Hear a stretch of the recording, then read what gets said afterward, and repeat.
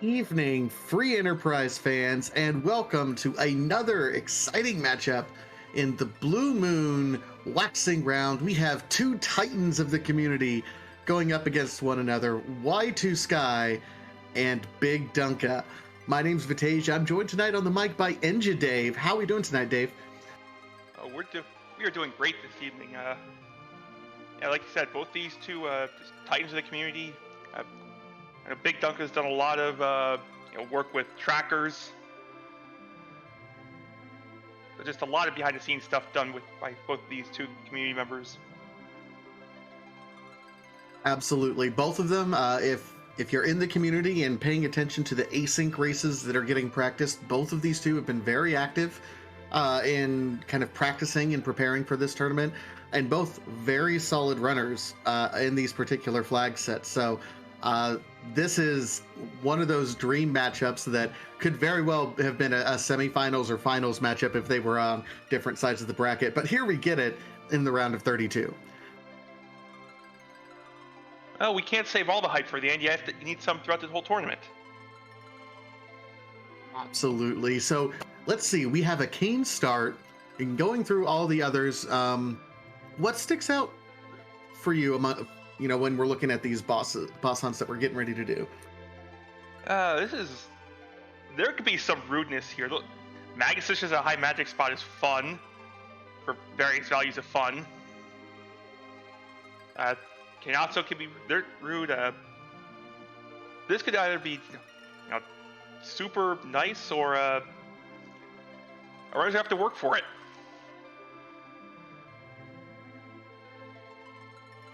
Yeah, it's always interesting. I like to count how many lunar sparkles we have just to see if, how frequently we have to face check those. There are some boss locations that you can just kind of run right by, but with the lunar sparkles all sharing that same sprite, you kind of have to check those. We do have the D-lunars at the very end there. So we start out with a Kane and a Tella and some flavor of Mylon. And, do you want to go underground right away? I think I want a little bit more firepower before doing that. How about you? Yeah, usually. But I'm always excited to see. Kane is one of those characters that I'm always happy to see. You get a decent piece of gear on him, anything, even like a blizzard spear, and you're good to really take care of everything in the overworld. And then Tella is one of those characters that, depending on what we find, is a great utility character who can transform and become an anchor from that early game part over to the late game. Looks like both our runners have decided they want to check for more characters immediately. It's a play I see a lot on these flags. Yeah, it's not unusual to go ahead and check the characters and try to build out your party. Only 7 characters are going to be available, and they're all going to be at the free character locations. 2 in Mysidia, 1 at the Watery Pass, 1 at Damsian, and then, of course, 1 on Mount Ordeals in addition to your starting 2. And we have Rydia and Rosa already. So it seems we're trying to build the vanilla final party. We're already 3/5 of the way there. I don't think our party would turn away, an early Edge and Cecil just right away. Let's just knock that out. I'm fine with that. Oh, so am I.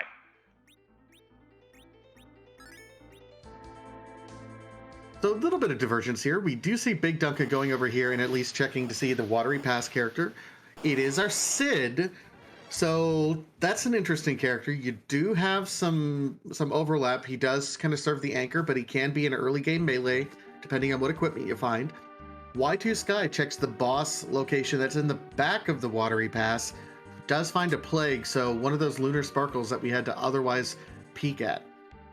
Right, and unlike our previous tournament where it was all quests, here it's all boss hunts. So we see the Mist Cave, we see the waterfall checked often because there could be bosses hiding there. Absolutely. That was an edge.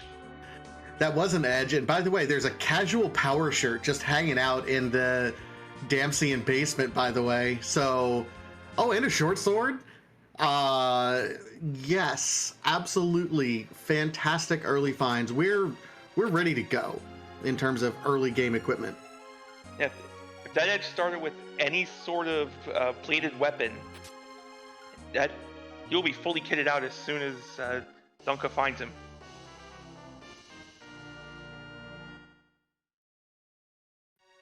Worth noting, it looks like there was at least a samurai bow in the Watery Pass that Y2Sky picked up that I don't believe I saw Dunka pick up in the meanwhile. Sky is doing a little bit more looting in this location than Dunka has, so I don't think that it's going to make a huge difference, at least right now. Oh, Yeah, it will. That Murasame will, absolutely. And I honestly like going down into the hidden room if I have a source of exit, because you can just, pop right out when you're done. Makes quite a bit of difference. All right, so you know what? If I'm these guys, I'm ready to go ahead and go to Ordeals. Edge by himself with that Mura in short, with the rest of the equipment, can handle it all. Or I don't mind just play, go see what the free key item is.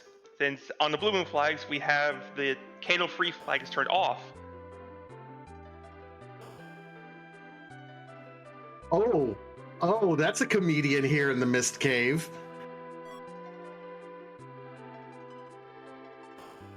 Okay, so we're taking the shortcut to Zeromus tonight. That's a pass. Yeah, the pass, one of the key items that, it's not a key item, really. In the vanilla game, it took you into the special nightclub in Troya that honestly is not appropriate for us to be discussing on a channel like RPG Limit Break.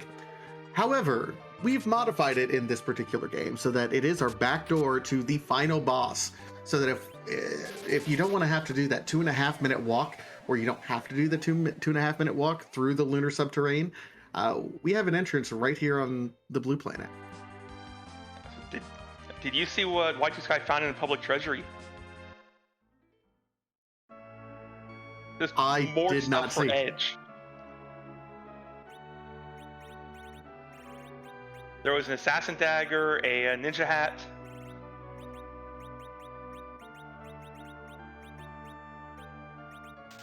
And by the way, we have black belts and bandanas available for sale in this armory. We're fine. We're good. We don't have to buy anything else.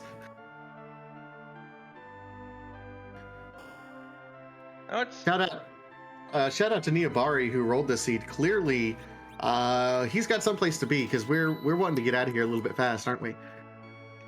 It seems like it.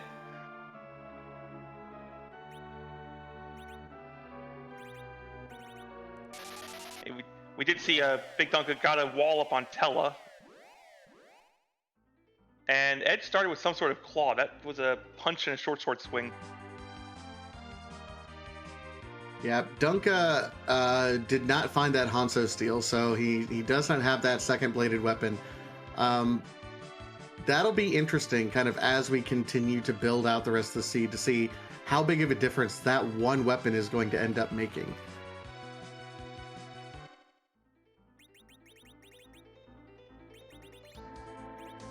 It was a poison claw, so not terrible, but not great, because claws have no attack. And with Ninja, Black Belt, Murasame, Assassin, and you put Sid in, or Edge in the middle row, yeah, we're going to be moving a little bit fast here. And I don't believe Y2Sky... Was it Y2Sky that looked in the watery pass? Or the waterfall boss? Was that Dunka? It was Y2Sky. Dunka has done less looting up to this point in time. So Y2Sky will be safe in the knowledge that there's not going to be a back attack plague waiting on Ordeals. Because that's a fun fight to get into when you're super fast anchored like this. And how do you like that? Just a casual defense sword up on Mount Ordeals as well. The best weapon for Kane for a long time. I'm happy to see that. Oh. To answer a question in chat, child and adult Rydia are basically the same character. Rydia will become adult Rydia once you complete Dwarf, or after the first boss in Dwarf Castle. Exactly. At the exact time that adult Rydia would join your party, she transforms. Much like how Dark Knight Cecil becomes Paladin Cecil immediately after climbing Mount Ordeals here in the vanilla game.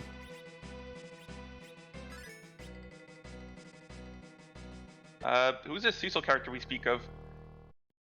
Cecil is certain not appearing in this party. Oh, that's a spoon. I don't think Dunk is tossing away the Edward. No, this is very spicy. So, for those of you who, again, if this is your first time watching a free Enterprise seed, first of all, welcome. Join us over on Discord. We're super awesome. One of the things that we've changed, the spoon is normally a piece of equipment that no one in the original game can equip. It is just a piece of equipment that Yang's wife gives you after you give her back the pan.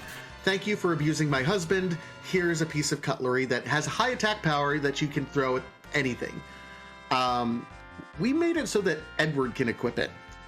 And it is as powerful as any weapon in the game. Crystal Sword Cecil powerful, in fact, if you put it on Edward, making him the prototypical glass cannon sort of character.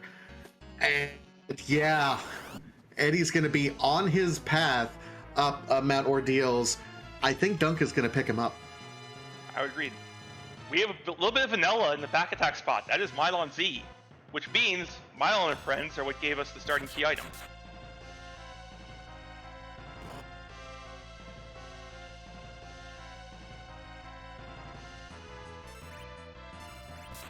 Yes, please note, according to Scholar Kitty, it is only equipable in free Enterprise. It is a flag set, in fact, that we had to kind of do some special programming on the backside. But it has done nothing to dissuade the title of Spoony Bard onto Edward. No, if anything, that makes it more of a title of endearment than anything else.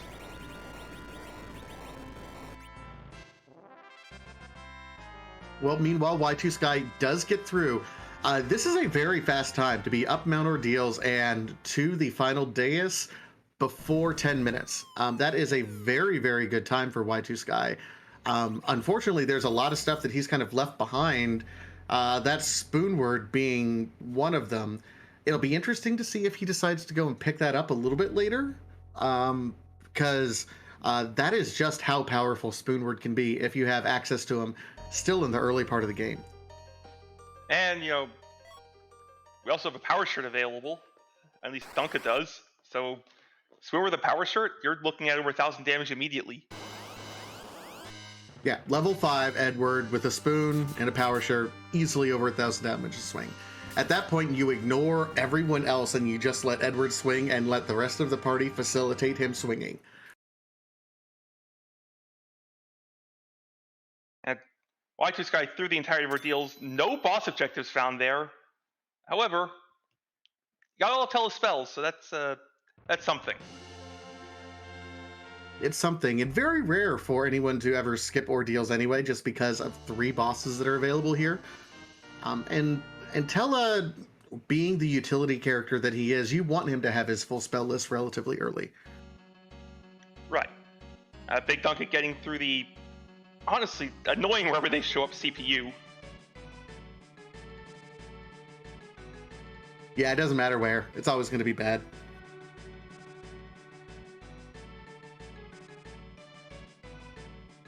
And we'll see what we get from Football Defense.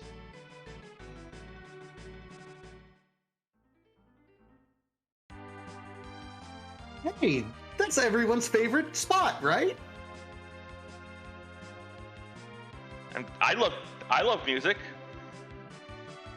I mean, I love music too. The Twin Harp is, of course, the item that you get originally from Edward sitting in the bed that allows you to go to the metallic cave, the Magnus Cave. That's right, Cave Magnus, as it is called, where normally your equipment is all metal and you're weighed down, and he sings the little tune, and the boss goes, that sort of thing.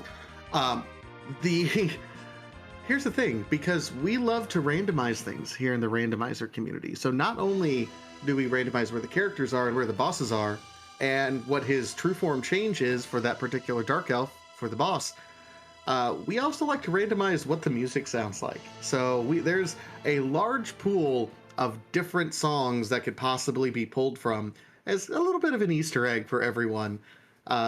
So what wonderful music can be out there, and our wonderful tracker Xenocat is one of the I'm gonna say the remixers, the composers who have translated a lot of this classic video game music from other eras and other video games into something that the harp can actually play. And as expected, we see bigdunka take the Eddy. Also, very nice for Edward starting with his vanilla equipment. Well, vanilla weapon anyway. As in the Blue Moon flags, we have the back row glitch enabled. It makes Edward slightly less of a glass cannon if he can hide in the back. Absolutely. The back row glitch is a really sort of interesting glitch in the original Final Fantasy IV, Final Fantasy II in the US, of course, when it was originally released. Normally, when you put a ranged weapon on a character, there's a little bit that gets put on the character that says, hey, this character will now do full damage from the back row. The problem is that once that bit is on, it doesn't ever get taken off, even if you take the ranged weapon off. So you can then equip melee weapons and put them in the back row, and they'll still swing for full damage the full time. So that's not intended, we don't think, but we like breaking the game.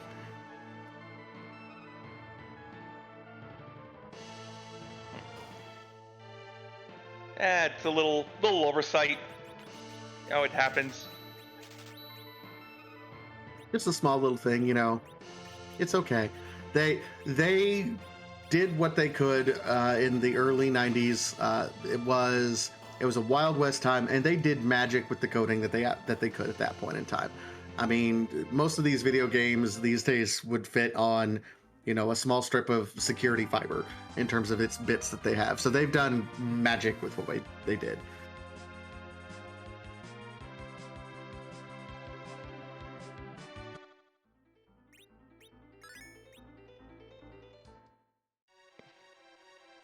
So Y2Sky's gonna come down here, find his spoon, and has a decision to make.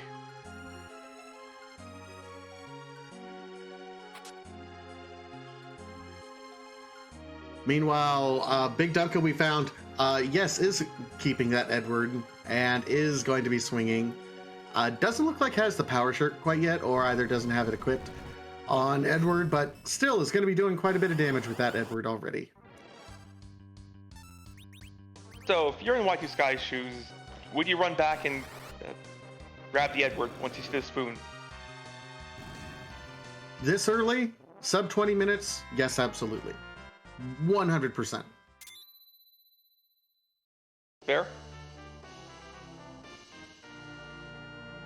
Now, if I've already been underground and then I find the spoon and I'm already like level 30, maybe not.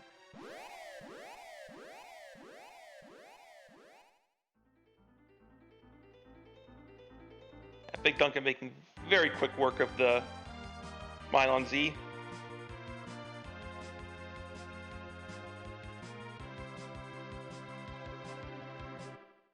Meanwhile, Sky setting up, kind of doing the rest of these overworld checks. Still has to go check Mist Cave, which is where our Golbez is, but does have the Calbrenna.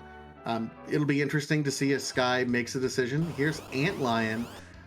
Nice place for Antlion. This is actually a really good spot for where Antlion is. Hey, Vitasia. Is there supposed to be a character here? That looks a lot like a pig. It absolutely is a pig. And we just put lipstick on that pig and made it Vovalis. No, but we have, so it's interesting. So there's flags that can restrict where you can pick up characters in free enterprise normally. In these particular Blue Moon flags, the only places that you can pick up characters are what we call the free locations. The places that are available to you immediately right at the start of the game. In other flag sets, there's See No Free, for example, where the only character spots that are available are the ones that where you have to fight a boss or they're gated behind something at that point in time. So, normally you do get a character here and, there's a character sprite to let you see what's going on. In most cases right now where there's a character, we put a pig sprite there. And rumor has it, there's some metagaming going on because there seems to be some correlation between the color of the piggy and the piggy's ears and the color of the sprite for a nearby boss location for some of these. I don't know if it's been 100% vetted, but if there's enough evidence that people have started diagramming it out, and this is what I love about the community, because every time something new comes up, there's a rush to diagram and build out everything. It's been amazing how fast the pig meta has evolved. Yeah, the pig meta. That's the new term that's coming out of Blue Moon and Red Moon 2022, the pig meta. So it can help with, I believe the spots it's relevant at are the package turn-in and the second boss in Tower of Zot, where it'll give you a it can give you an idea of what you're about to fight. I do believe you're correct there. Meanwhile, Y2Sky does make the call and says, yes, I do absolutely want that Edward, and very quickly equips the spoon and says, yeah, glass helmet, yes, I want him to be less squishy. I would absolutely find whoever has that power shirt equipped and put it right on him. I don't believe Y2Sky found it, but Y2Sky does know where black belts are for sale.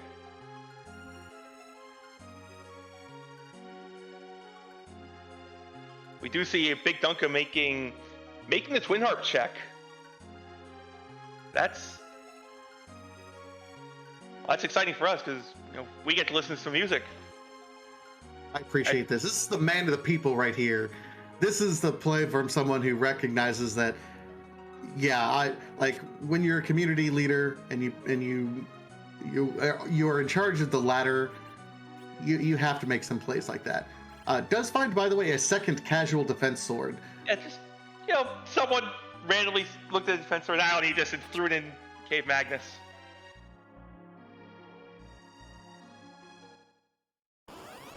Meanwhile, Y2Sky, I think, is set up reasonably well. Has Edge and Rosa set up for this Golbez fight. Will certainly be able to get a Star Veil off on either one of them. Yeah, Edge can easily outspeed the spot and get a Veil off, or just take a swing at Golbez and end the fight. And I believe it's about that time for DJ Spoony B to play some tunes.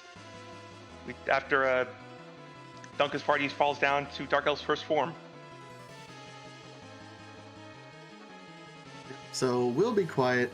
Everyone enjoy the music. We'll be right back.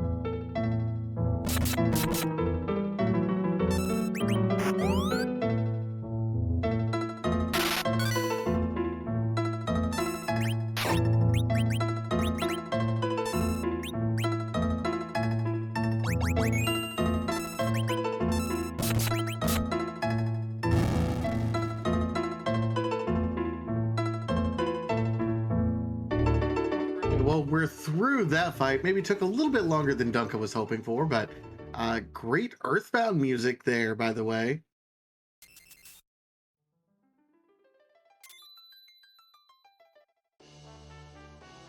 And just an apple. That's kind of a disappointing pull.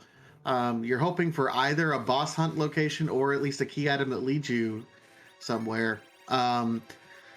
Dunka has not yet done, when we look at the rest of the overworld that is unlocked, he still has not yet done Baron Inn, which is apparently where the Luca key is located, which is another one of those key items that does lead to a locked boss that we can't otherwise get. So even though Warp Glitch is turned on and we can get the key item kind of without having to encounter that boss, because it's a boss hunt, that Luca key still has value in this flag set.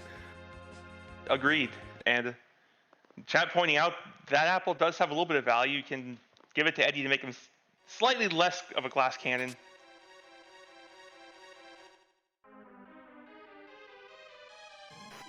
The real value from the harp check was the Earthbound music.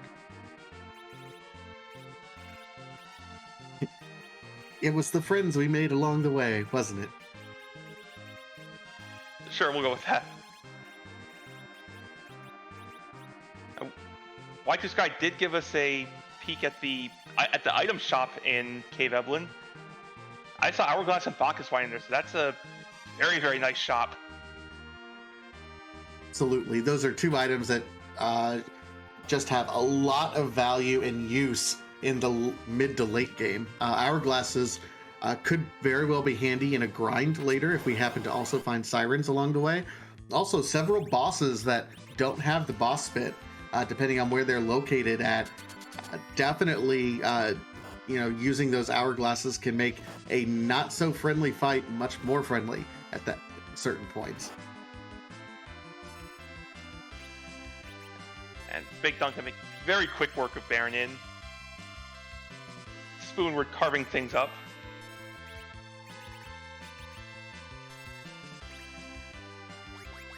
And Dunka will likely be joining Y2Sky on the hook route soon, having really no options left on the overworld.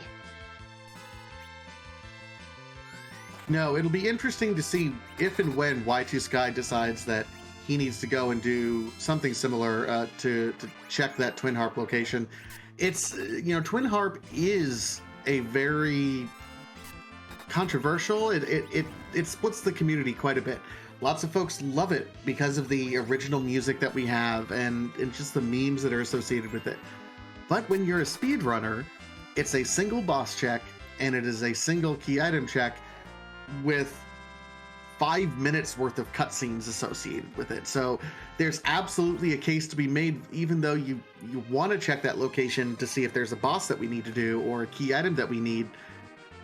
There's an argument to be made that that's the wrong play because of how much time it is to invest into it.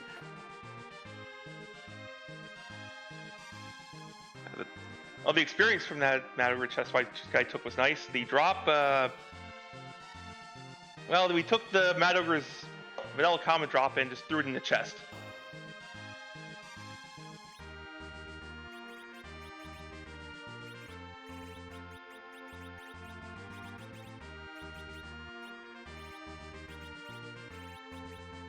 So which side of the harp are you on?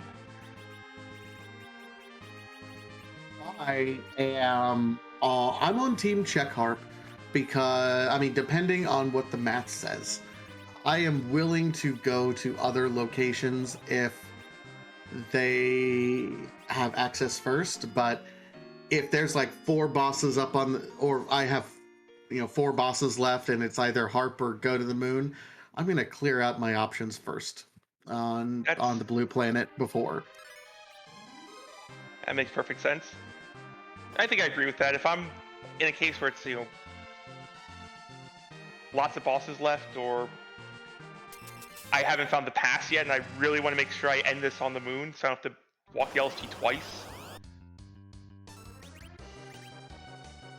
Yeah, it's okay, chat. I'm hedging. I'm absolutely hedging right now. I think that's something that you have to do though as a speedrunner, is you cannot have these absolutes. that are out there, like hard and fast rules that say I'm going to do this in every single situation, or I will always fade Antlion, or I will always check Ordeals. You have to play each seed a little bit differently based on what the seed's giving you.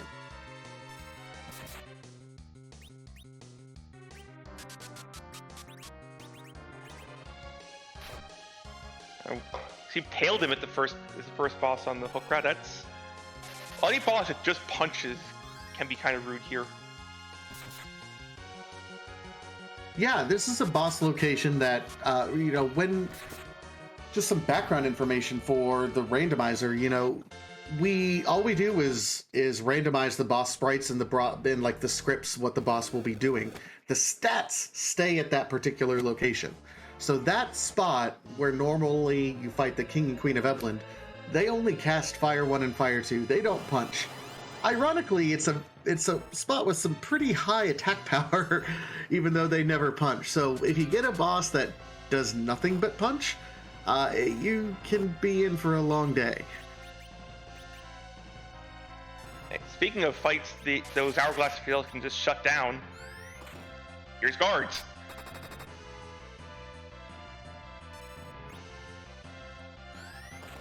Oh, that's nice.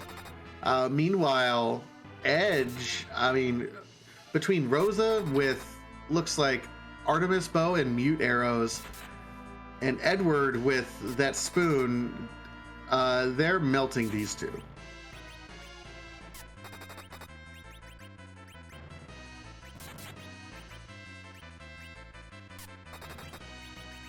You see, Edge was just sitting there waiting to cast a life potion on something. Not going to get the life potion off, unfortunately. Edward was too angry.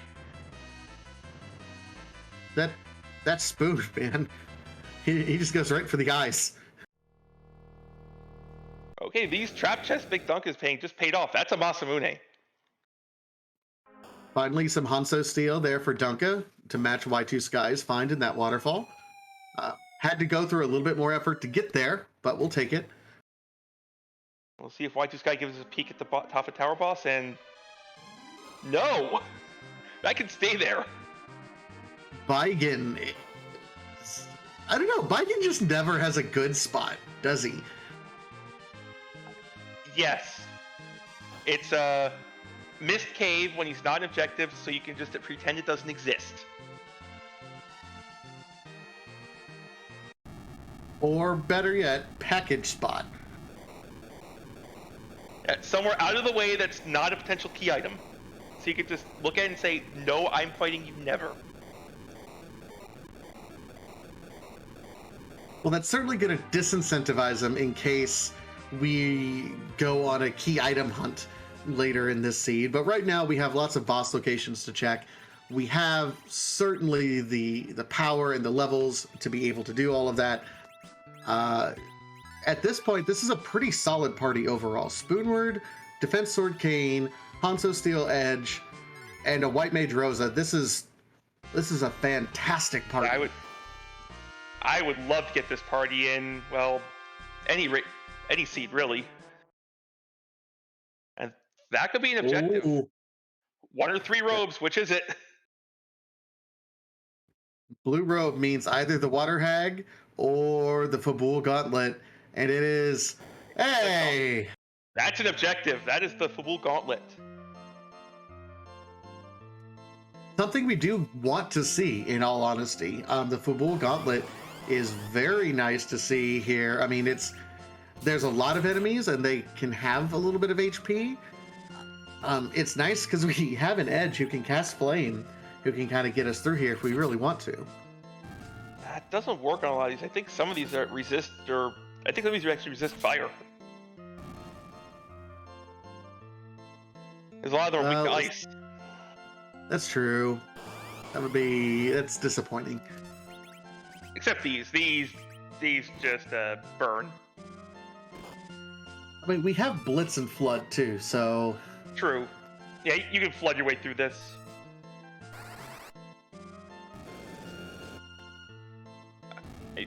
Full disclosure, I sometimes forget Edge has other ninja magic than Flame.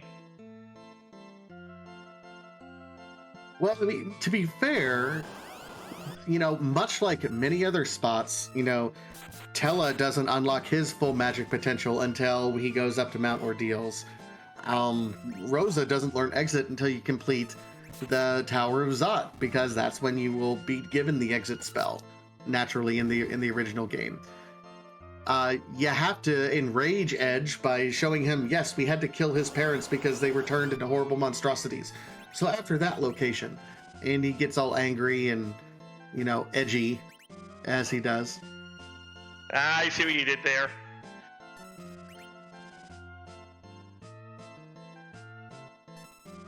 So yeah, it's just another example of locking spells or abilities behind a story moment. Which Final Fantasy IV, the vanilla game, does a lot. It does a lot of telling a story through the gameplay. To be fair, that's been a hallmark of the Final Fantasy series, I think, for a long time. And there's one thing that I've always said about Final Fantasy IV is every trope, every stereotype about the Final Fantasy series that you've ever heard growing up, good and bad, is present in Final Fantasy IV. So, yeah, unlocking abilities behind story moments. Yes, absolutely. Add that to the list.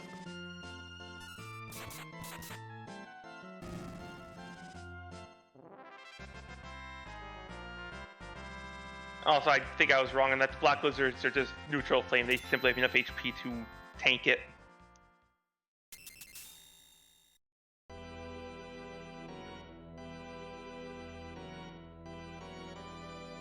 Okay, and that's an interesting Asura. Not objective, but we already had one objective. We're not going to be too greedy.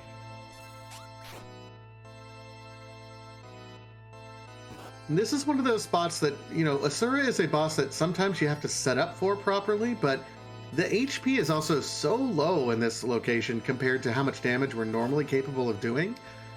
And sometimes it's not a big deal just to take a couple of really strong swings. Yeah, even Rosa getting in on those strong swings with that silent staff. And then Edward showing everyone up.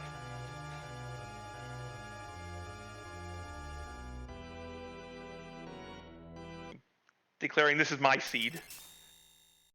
He is not Edward the Seed. He is Swoleward. Chad among bards.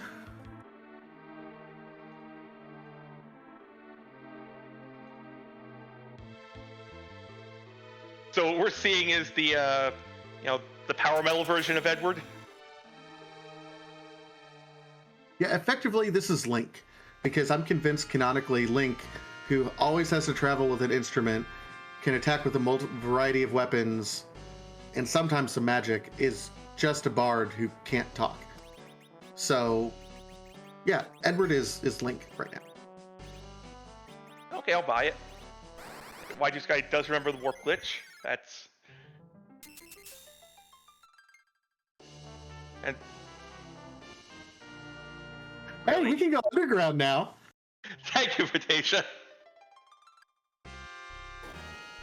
If we didn't say it, chat was going to bully us into saying it.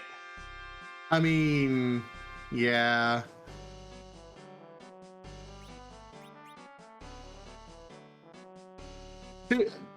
I mean, the magma key is not an entirely useless item in this particular flag set. Yes, we force our way into underground, like you have to have the hook in order to get underground, because that's more interesting in a boss hunt, because there's not a couple bosses that are really, really far out of the way.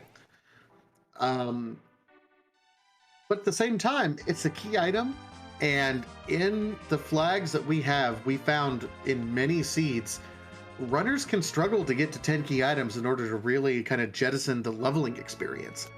So that helps. That's a point I would have made with it too. It's still +1 key item.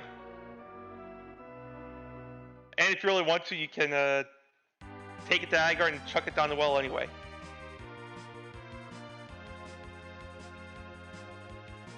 There's going to be at least one seed that happens in this tournament. I don't know where, I don't know when, but there's going to be some sort of gentle person's agreement between the two runners that if you find the magma key in the course of your seed, you must chuck it down the well. Well, that's gone.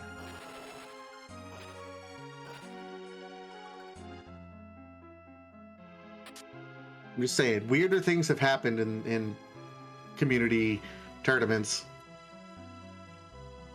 I'd be willing to make that deal with you if we end up playing. You know what? Okay, deal. You and I will. Okay. Chad is witness. If we both make it all the way to the semifinals or wherever it would be that we would have to meet up.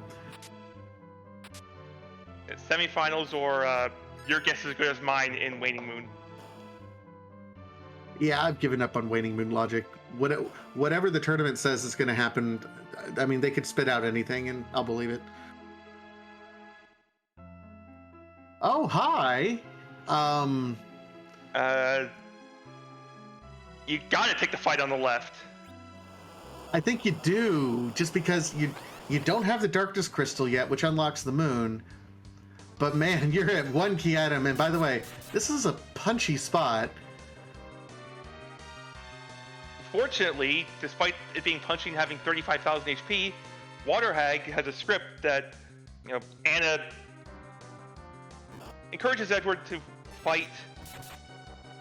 You hit the Water Hag 3 times and it goes away. Same as in the vanilla encounter. Edward hits it 3 times, fight ends. And you couldn't have picked a better target for his one punch at that point in time. Someone you don't want gaining levels anymore anyway, because he's going to be your agility anchor as the time goes on. And, gosh. I said the cursed words, didn't I? Ooh. That's not a key item, but our runners will both be very happy to see that. Oh, absolutely. Duncan just now getting to the underworld, and instead of going to Dwarf Castle, immediately makes the play over here to the Fey March. Yeah, I love an Avenger. It's one of the best weapons in the game. Plus 10 strength, auto zerking in a game where Berserk is such a powerful status. There's very few bosses or times where you don't want, for example, Cain equipped with an Avenger sword just swinging as hard as he can. I am a bit surprised we didn't see a swing at that Dr. Luge as well. A little bit, but at the same time, it's kind of a reasonably fast spot. It can be a little punchy. We don't have a lot of levels right now, and weak to things like thunder claws or hammers that we just don't have at the moment. So I can see maybe leaving that for later when we're a little bit better set up. Zio kept pointing out that Dr. Luge required healing beforehand because everyone's at 1 HP. So the emission in phase 2 would have wiped the party.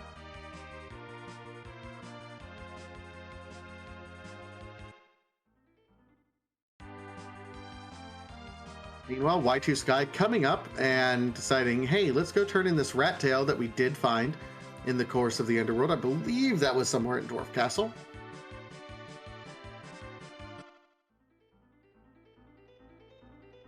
It was, I believe, the Dwarf Castle normal item. Magma was the warp.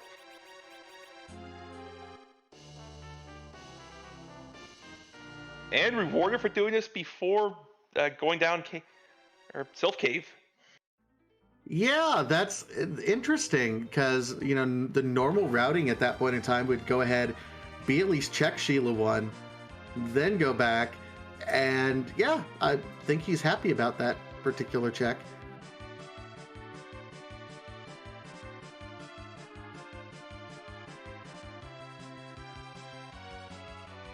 And bigdunka wants a little more power before continuing, decides to get to the peninsula here, use a siren to get an egg.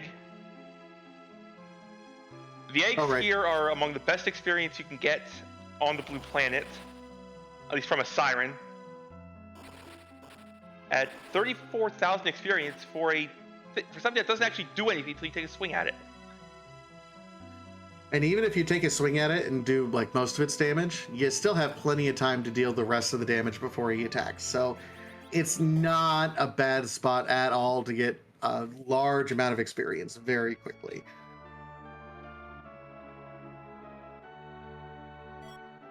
So for anyone not familiar with Final Fantasy IV, what the Siren does is it calls up the rarest encounter in an area. The rarest encounter on that little peninsula is a egg holding a yellow dragon.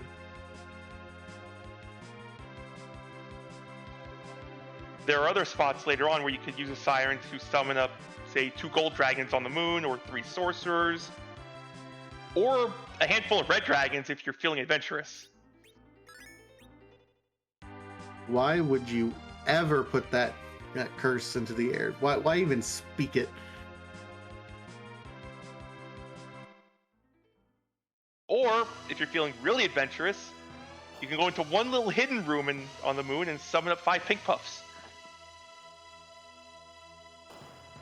That's for memes. Yeah, pink puffs, you can do that. A popular location actually is outside of the forge where you turn in the adamant rock. You can summon some centipedes that you can steal silk webs from. If you have not already found a silk web and just happen to have some sirens there, knowing that you can have a guaranteed spot to steal some because we have an edge, and silk webs being such a nice item, especially for Zemus, our end boss, that's something that has come up a few times for this tournament.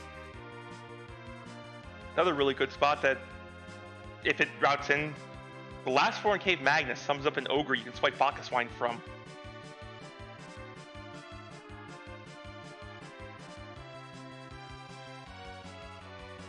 We did see some interesting things come from Sheila. I don't know if you were paying attention to those. It was the package, package and tower key. That will basically allow our runners to fully clear the underground. See, I think here on Y2Sky's routing, I would rather check the Luca key first, at least face check the boss.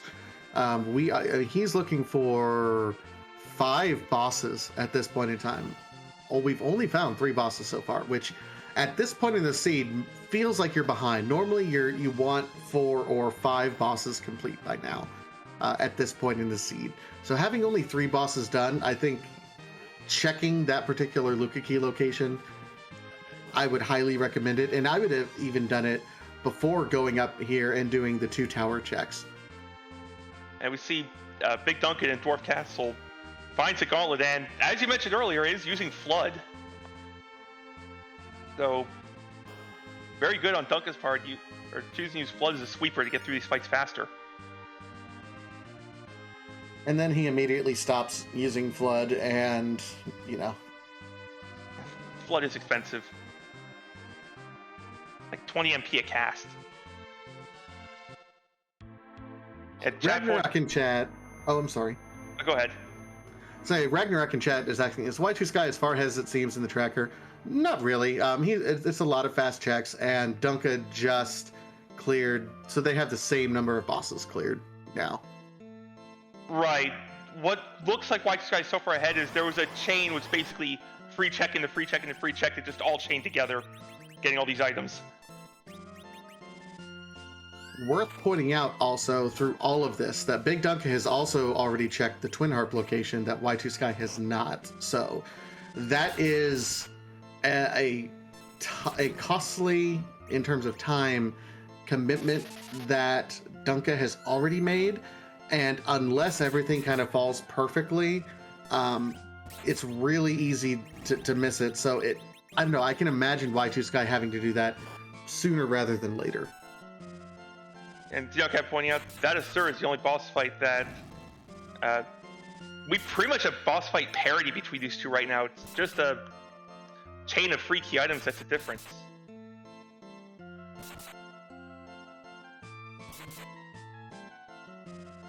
We have 3 Zerkers over here on Y2Sky's part that are just tearing Baigen a new one.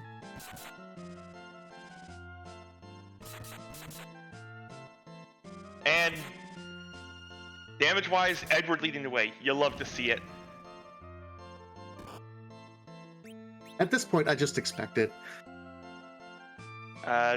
This Arcanum needs to be a Darkness Crystal? Not necessarily. We still have Baron Key, we still have... It has a lead to it, but you got Baron Key, you've got Earth Crystal still out there. We do have the Dr. Luge spot in the Fey March as well. So on the bright side, that's 10 key items. On the less bright side, that key item does nothing. Yeah, the Sand Ruby definitely needs a glow up next tournament.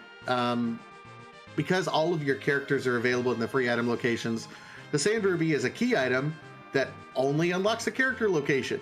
Right now, I don't know if anyone's even checked that building. Is it just a piggy sitting in bed? It is in fact a pig in a blanket. If you use a Sand Ruby, the piggy just runs away. Oh, here's a Lunar Sparkle here in this cannon room. Oh, not the Lunar Sparkle we want. But a Lunar Sparkle, both the runners will be glad to see out of the pool before going to the moon. Yeah, even though he takes half of your life right away. Hope you were at least a little bit prepared, but otherwise you can just do one swing. Meanwhile, Dunka, you're my hero. Dunka wants to see what's down here. If I'm in the underground or anything I can take with boss down here, I really like this play. It takes roughly a minute to get down to the boss location, and you can just immediately reset if it's nothing.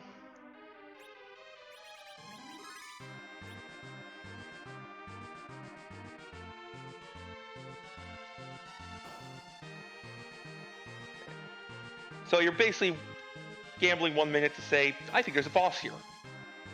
If the player if it hits and the player opponent doesn't make, you could be very much ahead. Yeah, and I think that's the key thing about any sort of randomizer race, whether it's free enterprise, whether it's Link to the Past rando, whether it's it's Secret Metroid rando. There's thousands of randomizers that are out there that have been gaining popularity in recent years. The trick with all of them is that as much as it matters what you do, it matters just as much as what your opponent doesn't do. So making the plays that maybe if you've studied your opponent knows that they don't like to make, and if it pays off big, it can really, really change the course of a race. Just an Octomem down there. Also, Y2Sky's side, we saw a mistake that I've made more times than I'm willing to admit.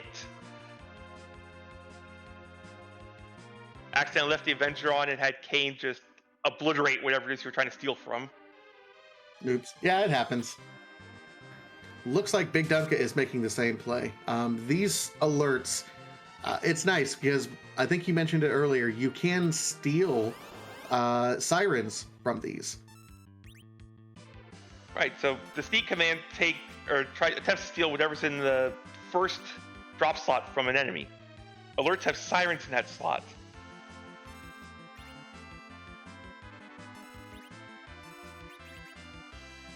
I don't believe we saw sirens for sale anywhere in the underground. No, I've not really seen them. We've checked most of the item shops. It could still be in the Moon item shop. Now we have some dueling theft going on here. I guess the question we're asking right now is, which edge is the better ninja?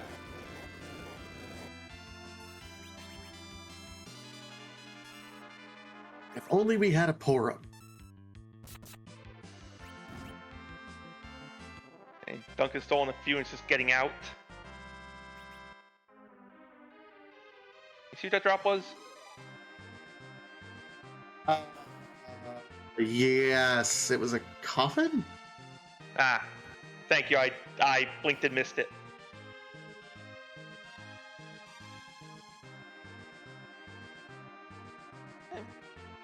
The traps here aren't weighted terribly high. Coffin's certainly a functional item. Especially, I believe Officer Soldier is still out there.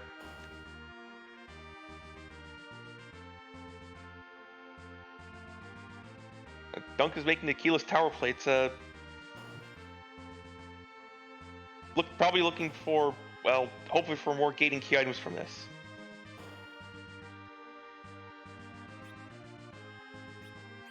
And yeah, right after I said there's a this face is weighted lowly, a tier 7 moon veil drops for Y2Sky.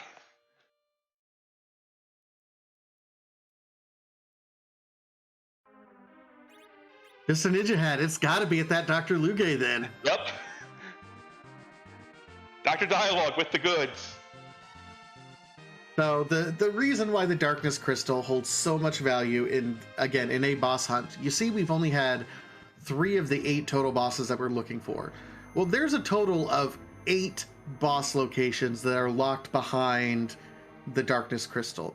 There's 6 up on the moon and then 2 at the Giant of Babel. So it is the key item that unlocks the most number of boss locations in the entire game, outside of the normal overworld, and then once you get into the underworld. So it's kind of like you do have to check some key items until you find the Darkness Crystal, and then there's that decision point. When do you go to the moon? When do you not? We have some key items that if there's bosses locked behind them, would be really kind of silly and stupid. We have Earth Crystal, which locks technically 1 boss, although there's a second boss that's kind of a pain in the butt to get to otherwise. And then there's the Baron Key, which does for sure lock 2 boss locations. And it's a wonderful question in chat that Neobari is asking. We have the package, which does have a boss location behind it, but man, there's a long cutscene that's about 2.5 minutes that you have to play through before you get to that boss location. Do you risk it before you go to the moon right now? My opinion on that? I think Dunka does, Y2Sky does not.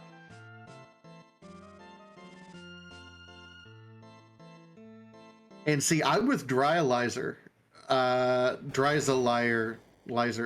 I'm mispronouncing your name, Dry. I'm so sorry. But I'm with you. Like, only 3 bosses at this point in time. We've checked everything else. We don't have the Baron or the Earth. I'm probably checking Zot 1 as well. Just because if something is there, it's huge. Agreed. My thoughts on why Dunka might is because Dunka's been taking some gambles this seed already and has missed on all of them, and I think might just continue to gamble in order to try to make up that time. When you make gambles like that, it's usually a sign that you feel behind in a seed. And I don't think Dunka's played the seed particularly poorly. But every gamble that he's made, like the early Twin Heart, for example, certainly didn't pay off. And every play that he's made just kind of hasn't panned out the way he wants it to. So I can absolutely see Dunka making that particular play, just because he may feel behind. And that was exactly my thinking. Meanwhile, Y2Sky is now making that Twin Heart play that we saw Dunka make almost 30 minutes ago now. At this point, it feels like. It's been a while. So we're going to get a reprise of a Hi from the Saturn Valley, I believe it is, northbound.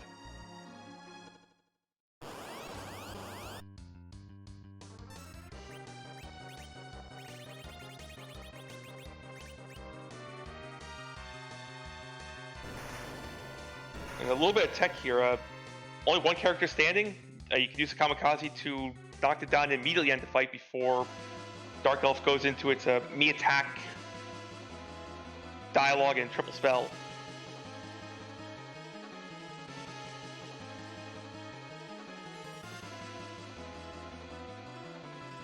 Dunka, meanwhile, using those arrows, Artibo does extra damage against dragons, so. I believe we'll reprise of Earthbound starting now.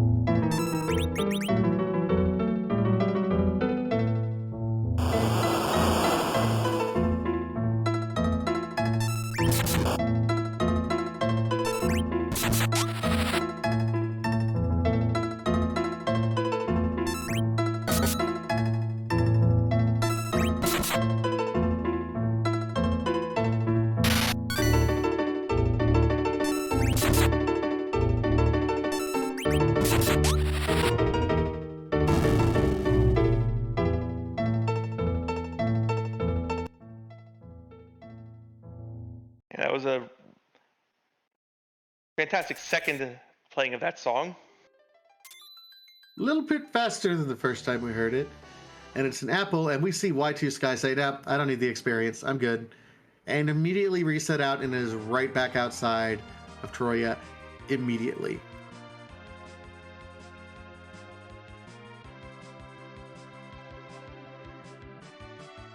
Y2Sky now knows what the answer is. That Twin Heart might have been I'd rather do this first before Lugay looking for moon access. Yeah, he knows the answer to the puzzle right now. Maybe not necessarily happy because, like you mentioned earlier, that Lugay was, I think, doable his first time around. It wouldn't have been fun or fast, but it was doable earlier. Yeah, I believe the first fight, both enemies have about 5,000 HP there, and it's 10,000 for the second fight. Roughly, I'm not looking at the chart right now. And something people have been discussing in chat about where do our runners route? That early pass from Bedward, I think, is a key factor in what they do.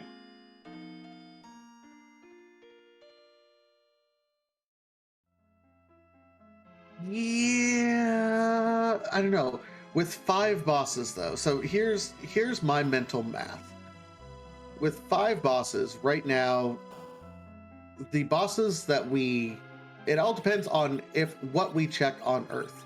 If we do not check package and we do not check Zot 1, that means the places that are still on Earth or the places that are not on the moon. So we have package, 2 at Earth Crystal, 2 at Barren Key. So that's 5 locations there, plus the 2 that are on Giant, which are kind of out of the way a little bit. Because once you're on the moon, you kind of want to stay on the moon.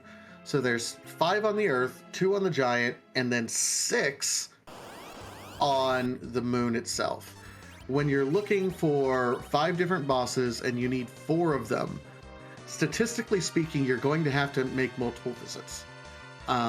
You're going to have to find some key items probably because, several of those places are locked behind other key items.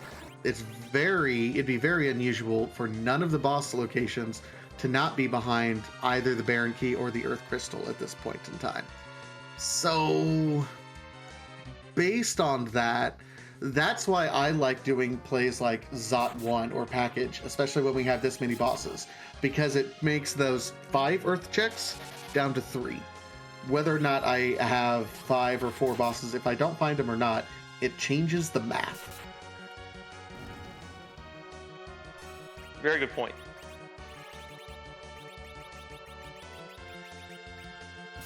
And honestly, no play you make here is really wrong. No, I mean, there's lots of different plays, and this is why I think this tournament in particular has been so much fun to watch for new folks, and kind of has reinvigorated Free Enterprise for me, because Rando can really rando you right at the moment. Before there was always a right play and a wrong play or a statistically correct play. This has changed everything about playing this game and this randomizer, and it has been fantastic. I mean, in this situation, I would probably be diving the moon right after getting it from Lugay and looking for bosses, possibly clearing free ones, until finding and maybe looking for the Barren Key up there. Barren Key is guaranteed go mode.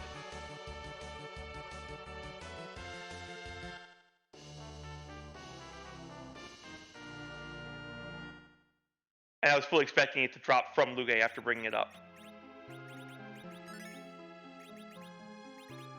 Well, there's the Darkness Crystal, though, so we're going to the moon.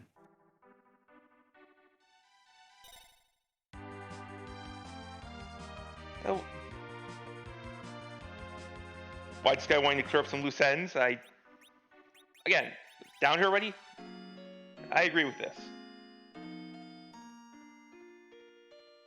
Never have to return to the underground again. Yeah, because after this, you've already done, well, not everything that you could possibly want. There's There's one other place you might possibly want, but certainly not this late in the seed. Ah, you're saying we need to pick up our complimentary Lightbringer. Or Able Lance, or Scrap, or whatever. Nah, Kane's in the seed. It's not going to be Able Lance. Fair. Of course, if you have no idea what we're talking about, one of the flags that we do have turned on for this tournament is the FF4 Advanced Weaponry. For the Kokol Forge, when you get the Adamant Rock and the Legend Sword together, two key items, instead of forging the Excalibur weapon, it will forge a random final weapon from Final Fantasy IV Advanced. And those can be some very, very powerful weapons. Right, the aforementioned Lightbringer and Abel's Lance are both pretty much going to give you 255 attack with stat bonuses. There's also a Fiery Hammer for Sid. There's some new Ninja Blades for Edge that were in the Game Boy Advance version. There are also some, shall we say, less useful weapons. There is literally something called Scrap, which looks like it's a ninja star for Edge to throw. I think it has 1 attack power. I believe it's 4, but There's Excalibur, by the way. Excalibur is out there. I believe both those weapons in Game Boy Advance are what you get if you fail Cecil's trial.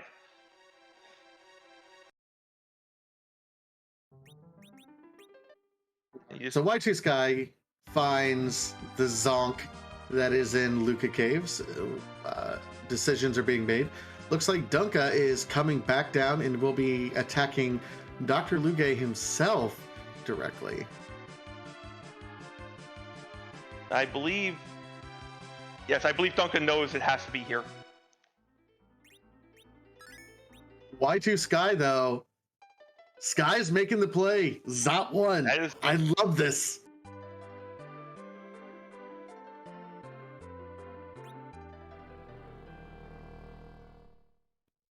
I'm telling you. If there's value here.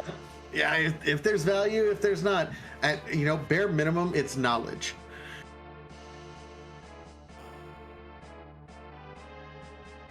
It is about a minute walk. I think it's just like 58 seconds or something the last I timed it.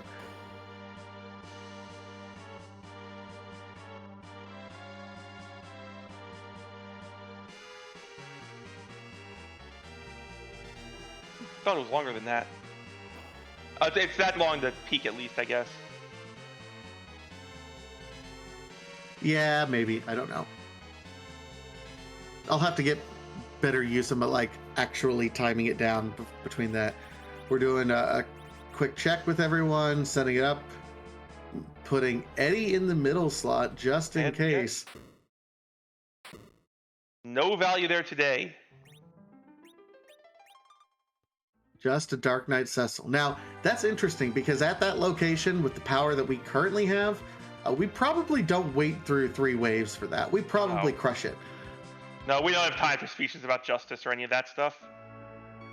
We have a place to go. This is fun though. This is the package turn in. So, the package sprite is randomized. So of course, Yang is the one burning Village Mist down this time around. And we're going to kidnap ourselves a piggy. Maybe that's a harbinger of bosses to come.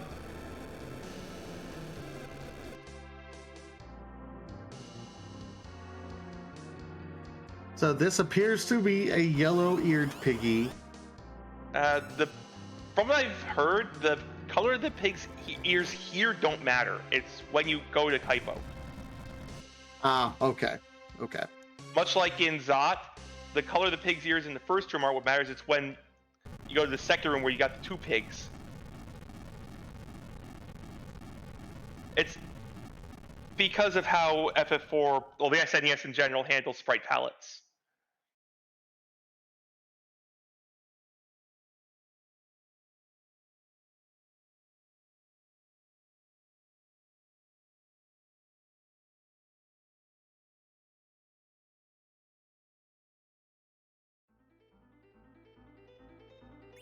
All right, so we are dropping a save right now, and we will very quickly have our decision. Meanwhile, Dunka is saying, nope, we're good. Let's turn in this crystal. Dunka might be making the moon or the giant play. So it's when the pig gets put in the bed here that we get an idea of what's going on. That is a white-eared pig, which I believe means a reddish sprite or a sparkle.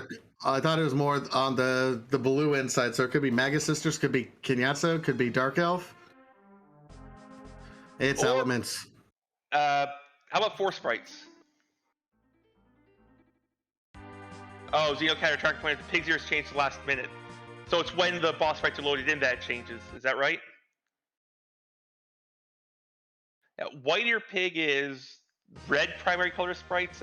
Yellow-eared pig is blue primary colored sprites, I believe. And then you have Void Pig is Demist. No. Switch that. Void Pig is either CPU or right. Or Evil Wall. Ghost Pig. Ghost Pig is Demist, yeah.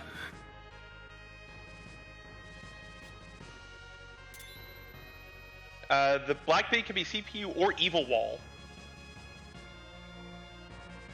Meanwhile, Dunka's first to the moon. Y2Sky close on his tail. Again, Y2Sky, about the only difference, has done some of those other kind of ancillary checks at this point in time. I don't know what Dunka's levels are. I think Y2Sky might have a little bit of a level lead. Okay. Oh, 39, 42. Yeah. Oh, he's got levels. High 30s, low 40s. That's plenty for the moon, especially because we're at 10 key items, so all experience is going to be doubled for the rest of this seed. These parties are going to be well into their 50s before it's over if this moon is loaded. Worth noting, though, none of the bosses that we have left are particularly free, and that's Magus Sisters. That's, honestly, in the boon spots, this is probably the least bad one to find the sisters in. Magic attack isn't too bad here, even though it's Bahamut. But yeah, at this point, we're getting Zerkers up and kind of just going to town. So the magic here isn't bad, but if you take out the front sister, Cindy will start punching for the full power of the spot, and she can punch for about 2,000 here.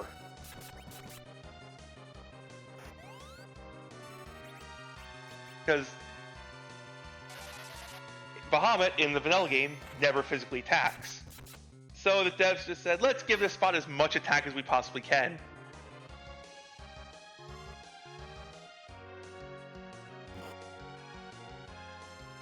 The nice thing about our party comp right now is between Rosa and Tella, both can cast Blink. I'm not terribly worried about the magic damage right now, but you know what? If you're worried about the physical attacking, we got 2 Blink casters. Let's get some Blinks up. The good news for our runners is Cindy is considered back in the back row of the enemy formation until Mindy goes down. Which is why Cindy hit there for 330, probably back row made her miss a few attacks.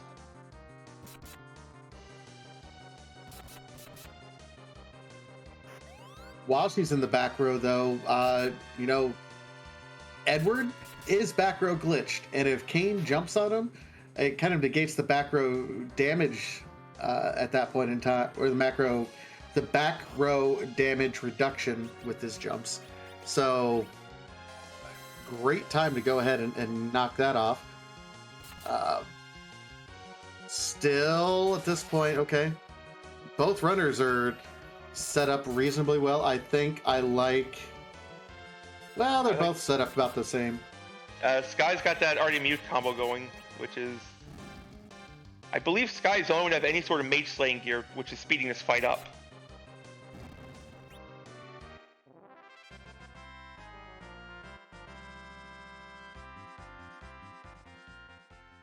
Duncan gets through first, and it's going to give us, well, boss number 4 and a Moon Veil.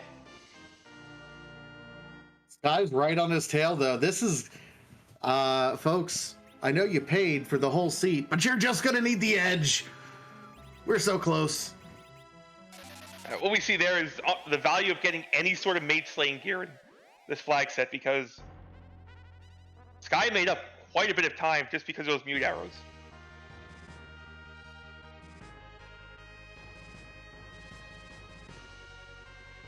Also looked like his Kane might have had a Rune Axe equipped before switching over to the Avenger as well, because he was swinging for about 3k a swing as well, which Yeah, as much as I like Kane and Avenger Kane, that's abnormally high for him. that's not Kane things. That's Kane if Super Smith rolled a Abel's Lance or a Gigant Axe things.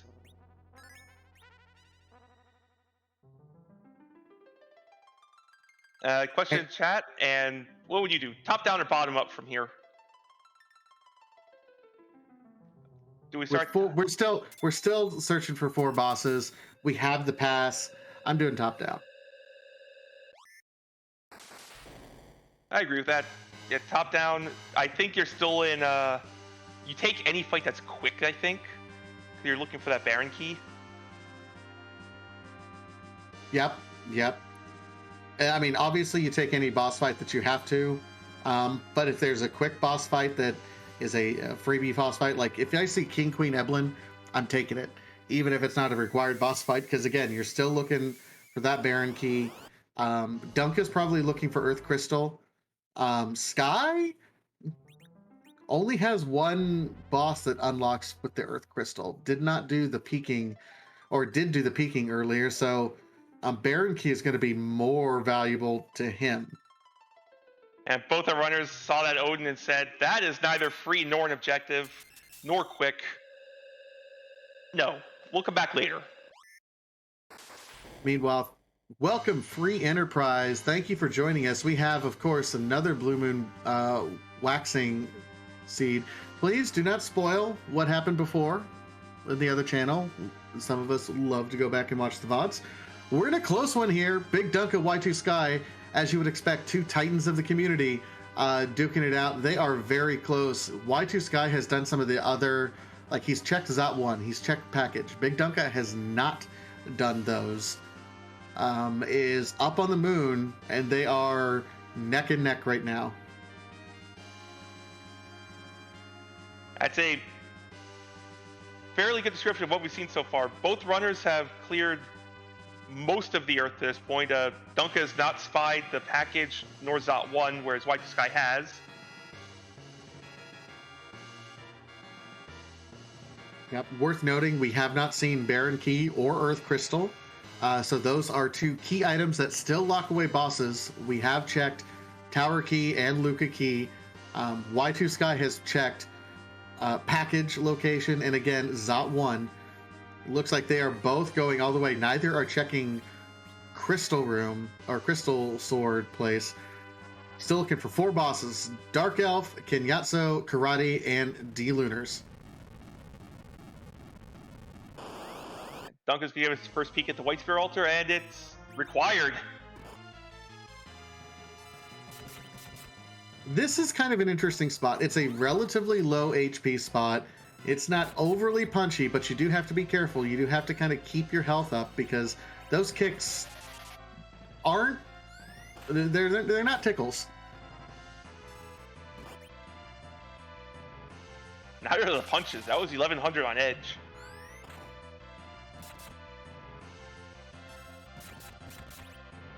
In case anyone's wondering, both runners had Spoonward online before the 20-minute mark. Like, the Spoon was just sitting in Antlion. To answer the question, chat, Karate is not a mage type. While we do joke that Yang is the punch mage, no, Karate is just a normal boss, no typing. Dunka, first person to start the boss fight, as expected, first one to end it. Nice chunk of experience, though, through there. So another objective down, just arty arrows. Could be relevant. We still have D-Lunars on the table. I don't believe Wyvern's shown its head yet. No, I mean, they would be most useful for D-Lunars. Although at this point, we've seen Y2Sky kind of be more willing to throw that bow on Rosa and make her an attacker. Bigdunka up to this point in time has not really shown a willingness. Oh, hi. There's our scoop of vanilla. We've honestly been kind of light on it this seed. A little bit light on the vanilla. You're absolutely right. This is Neobari. This is only your second scoop of vanilla, I think, so far this seed. Right, we had Mylon Z at the back attack, and here.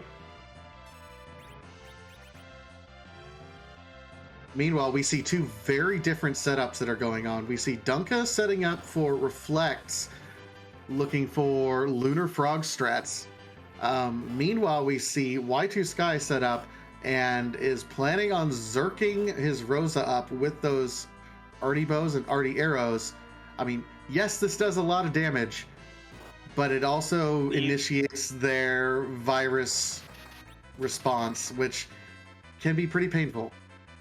All right, so the D-Lunars, once you hit them once with the fight command, they put a wall up on themselves and then switch over to doing this. Meanwhile, Dunka took a lot of damage there, unfortunately, and didn't have the full setup for the Lunar Frog strat, so reset out, and it's going to be setting up again. So, in case anyone's wondering what we're talking about when we say Lunar Frogs, the D-Lunars have a script. Each one will punch once, use their fire attack once, then each one punches 4 times. After that, each one will cast an ability called Breath, which is the same as the mobile's Breath, except it hits your entire party. Breath can be reflected, and will instead turn the D-Lunars and throw every status book on the D-Lunars.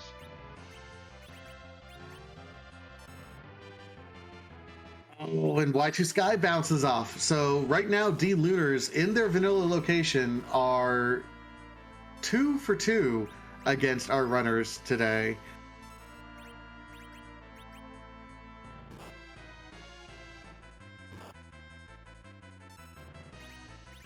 And as we saw on Y2Sky's side, the viruses here hurt. You're not supposed to swing at these bosses in vanilla. You're supposed to find a way around them.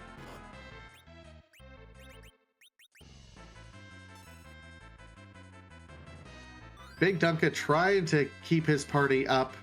They are being very punchy right now. There's the breath, and we see just the back one, which is fine, because now the front one's going to breath. And wow. Yeah, front one is still going to be a little bit punchy right now, so that's not fantastic. So what you could do here is take a swing at the frog.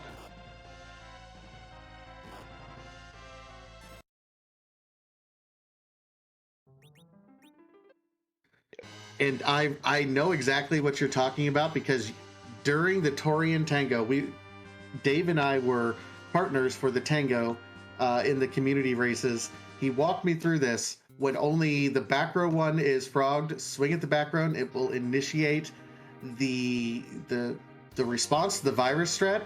Only the front one will be casting virus on the frog, because he can't Right. wall up. Because the one that casts the wall is the one you punch. That's Dark Elf on the Moon too. That's go mode for our runners. The moon itself is 3 loaded. bosses. Wow. So what? Let me see. That was 4 bosses on the moon at cave value. Oh my gosh, yeah. Yeah, we've checked every spot but the Crystal Sword altar and found 4 bosses in 5 checks. This could not have gone better for Bigdunka at this point in time. Yeah. Remember, Y2Sky has absolutely, he checked some other locations. Now, Dunka's eventually going to have to get back to it, but Sky, it looks like he has the D-Lunar set up perfectly.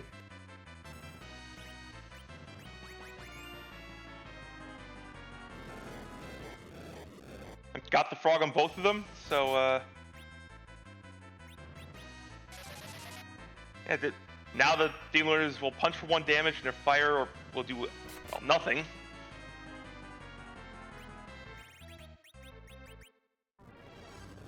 And because they're I don't know if it's the frog or the mini status is doing this, but they will just take all the melee damage right now.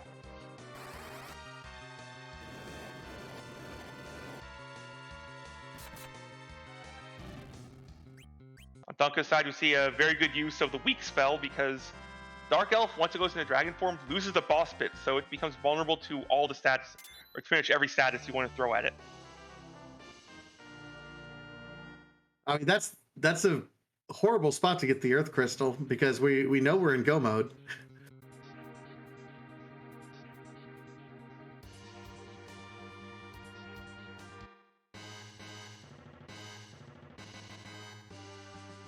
But Big Duncan knows that he's in go mode, so now just has to get set up. Now has some pretty decent levels. Right as Y2Sky is about to get the good news on his end as well.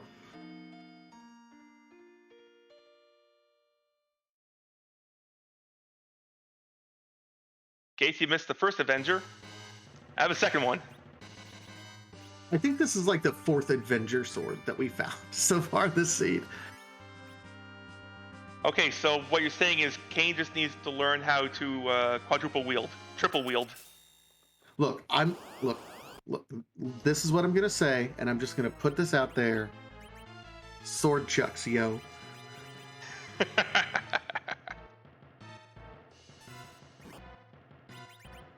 I can see Kane doing that.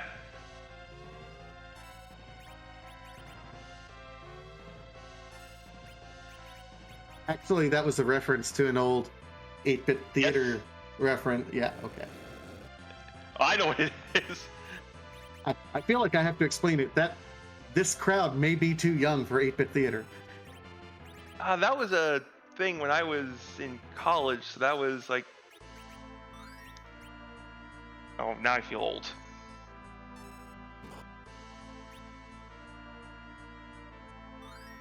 Concussed Gamer asks a very interesting question. Why not use the Moon Veil? Well, the Moon Veil has really special properties. Probably would be a fantastic thing to use, especially for this particular fight, Dunka. It would be fantastic here because, for anyone who doesn't know, the Moon Veil...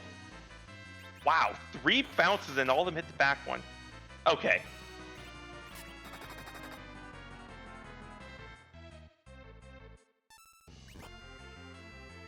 And now the fight just ends. Yep, Rose is set up real well. Edward's set up real well. Meanwhile, Y2Sky is on phase 2 of the Dark Elf. Is not necessarily casting weak. Is going to be chewing through all of this HP. I think Y2Sky is missing the Tella to cast weak. Or Tella's taking a nap. Yeah, I'm taking a little bit of a nap right now. But through...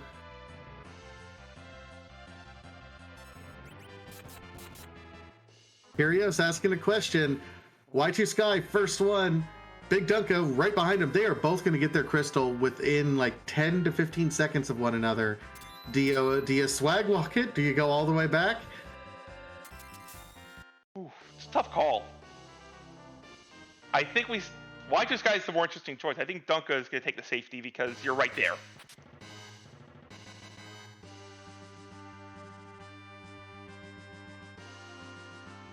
Oh, Y2Sky swagging it. That may be the difference in this race. Both runners are just... I mean, they're both at very interesting levels right now. In the meanwhile, we do see some Z flags that are in chat, and I'm not going to pretend to not know what that is or mean that way. We're just going to go right into the explanation. So, for those of you who are new to the free enterprise community or just tuning in here to us at RPG Limit Break, we are Final Fantasy IV free enterprise. We like to randomize things. We randomize songs, we randomize sprites, we randomize everything. One of the things we can't randomize, though, is Zeromus's location, the final boss. We can't mix him up into the rest of the boss pool because there's just too many wacky mechanics that he does. So what do? The next best thing. When you use the crystal on him, he will transform, show his true colors for the true final boss. There are not quite 600 different possible sprites for him to transform into. So the Z flags in chat is a reference to the question that everyone likes to ask. Whose butt are we gonna kick tonight? And we have such ancillary questions like, is the butt cute? Does the butt have a hat? Is the hat cute? Is the butt scary? Is it spooky? Can the butt help with your taxes? The list goes on and on. Waluigimus. Does the butt go, wah? That was a fantastic impression, Dave. Well, Waluigi shows up, it's mandatory. So, the butt is not cute. The butt does have a hat. I would say the hat's cute. Oh, Waluigi's cuteness is might be debated. Oh, on Y2Sky side, we see Edward deciding he wants to be a nuke magnet. Yeah, that you want to cast a spell on Zemus in that opening salvo just because it will nerf his opening Big Bang. We see Waluigi casting it on one of our main attackers. I know. I'm just going with it, man. No. Cast it on one of your... You see what happened to Rosa? Yeah, Rosa got hit real hard. So it's one of those, okay, who do you want to have this counter nuke targeted with? Because you want a spell to nerf it. So Big Bang for both of them. You hope your Tella survives. Both of them are just kind of bum rushing this. 3 Zerkers in a dream. Tella getting that Rosa back up after she decided she didn't feel like dodging that nuke at all. Not at all. This might come down. I mean, they're doing quite a bit of damage. Folks, this is going to be very, very close here. The damage looks roughly even between these folks. Yeah, I think the difference might be that initial death that Edward took might have slowed Y2Sky down just enough to let bigdunka catch up. It's gonna be close the whole way through. So we may have Waluigi may decide to, or maybe the decider here. Yeah, Waluigi is going to decide who wins this race. There's a word that we're not allowed to say on stream that I dare not conjure it. Is that word Bolo? Might be Bolo. Might be yes to all of that. Ascot. Ascot.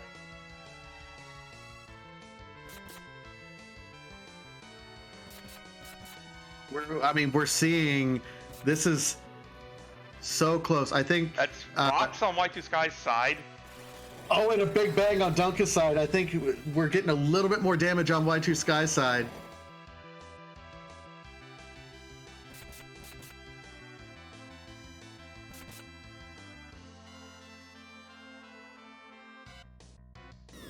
We have a crash boom bang on Y2Sky side. Ooh. Oh my gosh. So with a time of 1:32:55, Y2Sky does finish up. Meanwhile, there's a Meteo on bigdunka's side with just a Rosa. Oh my gosh. And it does look like we are joined by our winner, Y2Sky. Woo! GG's. Oh, thanks a lot. Oh, hashtag never punished. For which part? All of it? You played a great seed. All of it. You played a great race. Don't. I don't start. Oh, about that moon. Yeah, moon was great once I got there. Oh, goodness. Now, Dunka and I have been super, super close on asyncs all preseason, all through practices. dozens of asyncs. Duncan and I are just so close. So I'm looking for anything like what can I not do so I can get. I have to have a few minutes of buffer here, and I thought, okay, Fate March. The Fate March has been such a low payoff in practice seeds. Also, let's leave that Luge. And okay, just got random. And see that the queen spot like the Famous bosses in general, like kind of rude. So I think a lot of people will orphan those spots if they're not. They'll leave them for last if they have to, or if they can.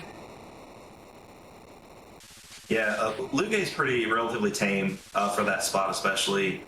It was more about okay, I've got to shave time somewhere. I'm too close. This is too close of a matchup, and that also got me an Adamant Cup as well.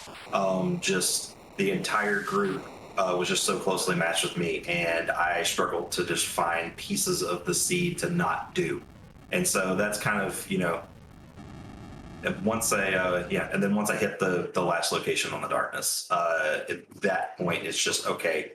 Gosh, okay, how can I make up for this? Something's got to be in Zot 1. Something's got to be in the package for me to make up for this. Nothing. And so, yeah, when I get the crystal and there's no dot done in, I'm confused. I'm like, what is going on? Okay, that was actually a lead into my next question. Is that what informed your decision to swag after the Dark Elf? Oh, absolutely. And I've done Trizerk is typically my preferred wildish Z strat anyway. It's the one I've done hundreds of times and I'm most comfortable with. If I have a Trizerk party that's putting out at least 7K, we're swag walking, especially with a Rosa. We're swagging. How nervous were you? I mean, your party was pretty well kitted out, but even then, with the Trizerk, it can be a little bit nervous because if that second Big Bang squeaks out, I mean, your Edward's gone, so then you have to kind of rely on everyone else. So, any nervousness going into that, or were you pretty confident in the damage rolls you were getting? As long as I didn't get the combo platter, I thought I was going to be okay. Typically, if Rosa's RA1, I'm able to cure up a cure 4, and as soon as the Big Bang goes off, and generally avoid the combo. So, yeah, and again, at the point I'm at, I'm rolling every dice I can.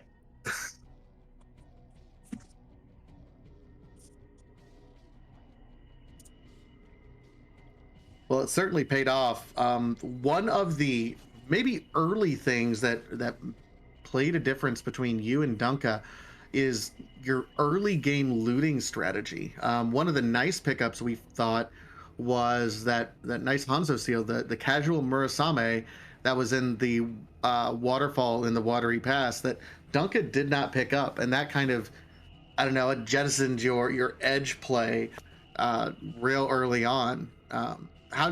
What's your philosophy when it comes to that early game looting? Because I've seen a lot of different thoughts and philosophies on that.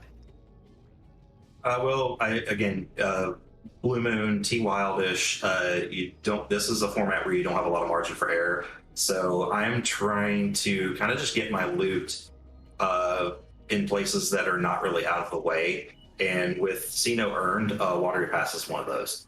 And on Wildish, it's a pretty high rate of payoff. And then, the defense sword on Ordeals after that was just icing on the cake. But yeah, I tend to like Watery Pass. I tend to like Public Treasury. I've gotten burned trying to do Eblon early. Usually stay out of Eblon unless you're going for a Holy Sword. But I think I'm pretty happy with this early game. I've seen a lot of Damsien looting. Not really a fan of that. That's about 45 seconds to a minute that I can shave off, and I generally do okay with. So, yeah, that's about it for that.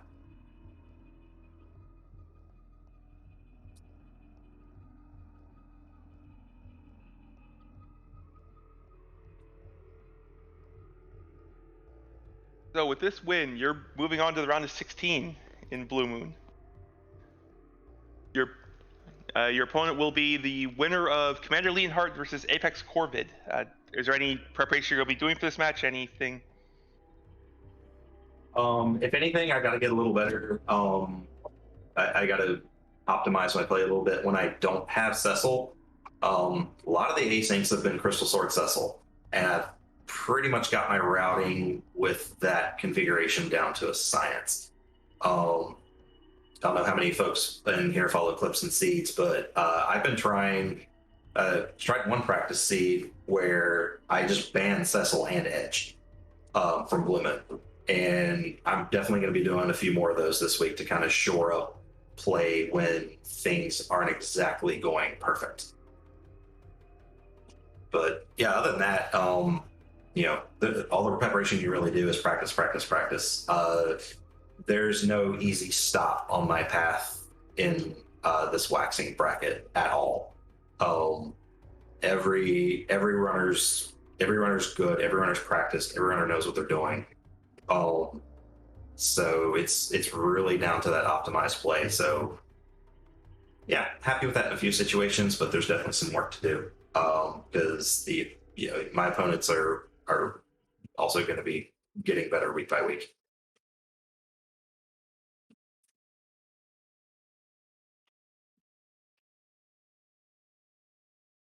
I believe that's all I have for Y2Sky. Do you have anything else, Vitasia? No, just GG's. I hope you go back and watch this one. This was really exciting the whole way through. And just good luck in the rest of the tournament until, hang on. When's the earliest? Oh, wait, we can't meet until the ends, so we're good. The opposite sides. Yeah, I've got a lot of great runners in the way before there, Vitasia. So I know you may not have much to worry about with me. I'd worry about a couple more folks that are in that path. Everyone's good at this point in time, so there's no off weeks.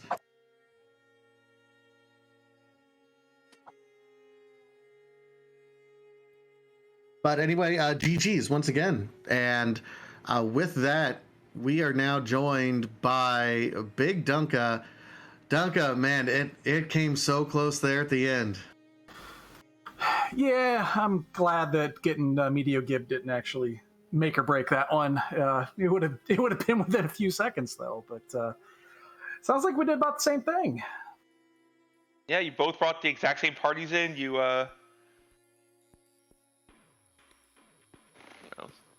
Same parties. You had generally the same idea.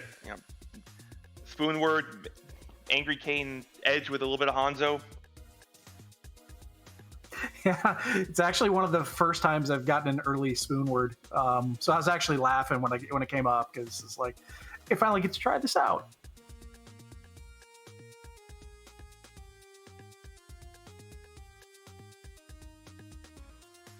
Yeah, it was really interesting to see kind of the early Spoonwords and kind of the decision process that happened there.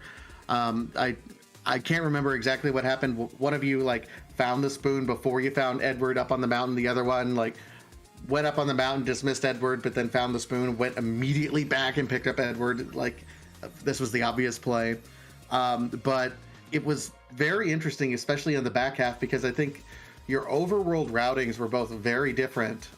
You did Twin Heart very early. Sky did it quite a bit later, routed it in with kind of some other stuff. And that was kind of interesting to see how that played out. By the end, your equipment was pretty much the same. Your routing was the same. Your levels were almost identical. Your places that your party was set up in order of itself, using your tele anchor, was about the same as well. So it was just a very exciting race coming down to the end, and just coming down to execution. Y2Sky started the boss fight, I think, about 19 seconds ahead of you, because he swag walked from the Dark Elf location at Masa to the end, and while you kind of took the last boss fight there at Lunar's, saved, and then finished walking. So I don't know how much that played into it, but it was so very, very close at the end. Yeah, it's actually interesting. I was thinking about, because I knew where I was at, and I was going to have to, walk back, and I'm not going to swag it from that point. But I was considering exiting and swapping out Tella, because I never even looked at what Tella's agility was. But I was thinking about going back and picking up that Rydia that was sitting back at like level 3. I considered it because obviously we had the pass at that point, but at that point I just kind of wanted to. It's kind of one of those things. I figured it would take longer that way, but I probably would have got more attacks in. It would have been interesting to see. I don't know how that math works out.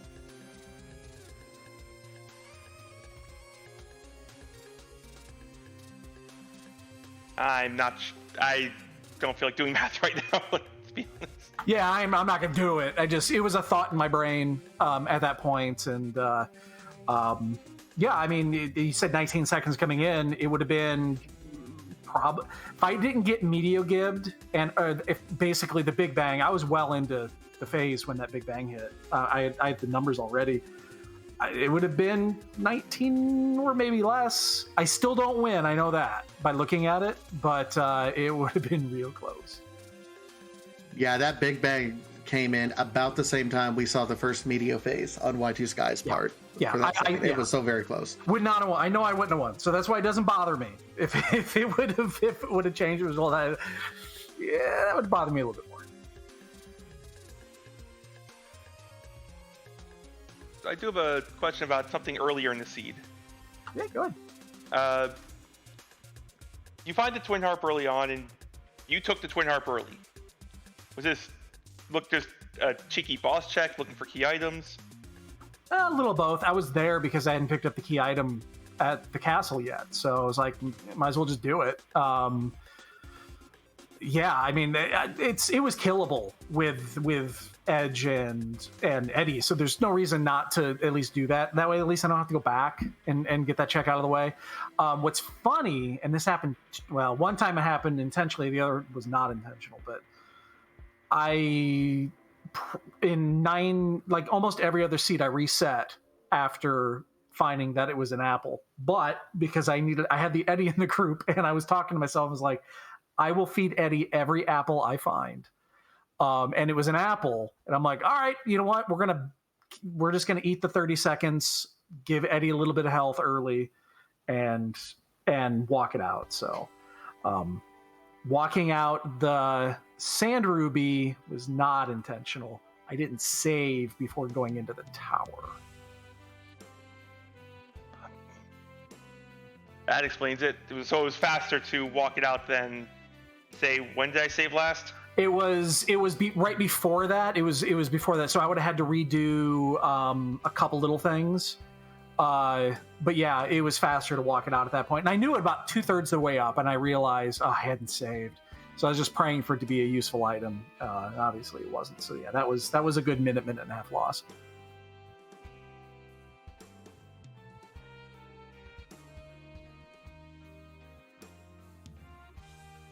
So, I mean, at this point, it's your first loss in a double elimination bracket. Kind of, talk to me about, your practice, your preparation, kind of your overall feelings about the flag seed and maybe the tournament format overall.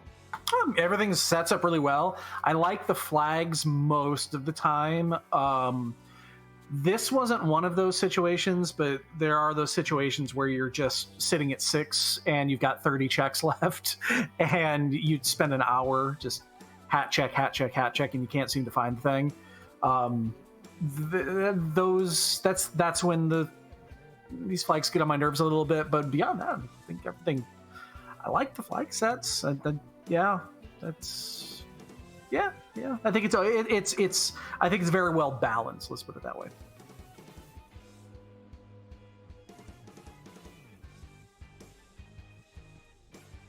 Yeah, I think that's all. That's all we've got. GG's. Awesome. You and looks like you get at least 1 week off. I think it's 2 weeks off before your next race. Oh, is it 2? Okay, yeah, that's good. I haven't looked. No, 1 week off. You have next week off. Okay. Cool. Yeah, works for me. Yeah, I haven't looked. I won't even. I won't. I'll take a look and see if. I'll look later this week, see what opponent I have. Honestly, doesn't really matter to all that much. Just it's I don't really think that the opponents at this stage matter all that much. So play who we play. Awesome. Well, thanks again, Dunka, for racing and putting on just a fantastic show tonight. I hope you watch this one back. Yeah, appreciate it. Thanks, everyone. I'll catch you later. Thank you again, everyone. Y2Sky and Big Dunka putting on one heck of a race for us tonight. Definitely worth going back and rewatching a second time. While we're here, I do want to give another shout out to everyone behind the scenes putting on this particular show. Neobari with the restream and rolling this fantastic seed, and Xenocat for doing the tracking, pushing all the buttons, making both Enjadave and I look so good because we have something to reference and don't look like we miss anything when we miss many things, actually. And of course, my co-commentator, Enjadave. Man, I always love working with you, especially since the Tango, and this was a great one to work together with. This was a fun with Vitasia. And also a huge shout out to RPG Limit Break for hosting us for this race. Absolutely. Great to get out in front of all of you. But the Free Enterprise is not done yet tonight, is it? Nope, absolutely not. We're going to be sending everyone over to Dubward, who is a member of our community, who is doing some Blue Moon practice seeds.